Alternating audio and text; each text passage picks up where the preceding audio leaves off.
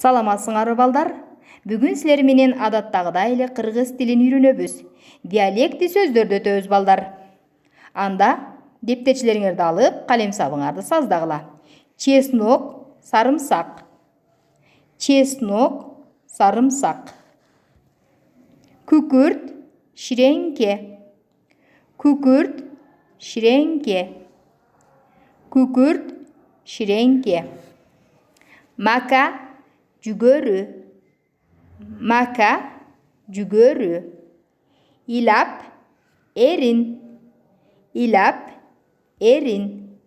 Челек, чака. Челек, чака. Үка, ини. Үка, ини. Торпок, музо. Торпок, музо. Торпок, музо. Дүмбә, куйрук. Дүмбә, куйрук. Килит, ачкыч. Кейде калит деп айтат. Калит, ачкыч. Карам, капуста. Карам, капуста. Сыйыр, уй. Сыйыр, уй. Жегде, көйнөк. Жегде, көйнөк. Барик, жалбырак. Барик, жалбырак.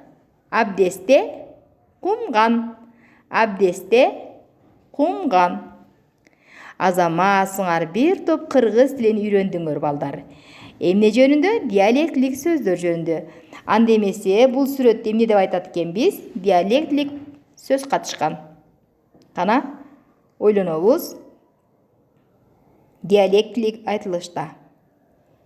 Камзир деп айтат экенбиз, өзү кемсел экен. Азаматсыңар, а бул чыны.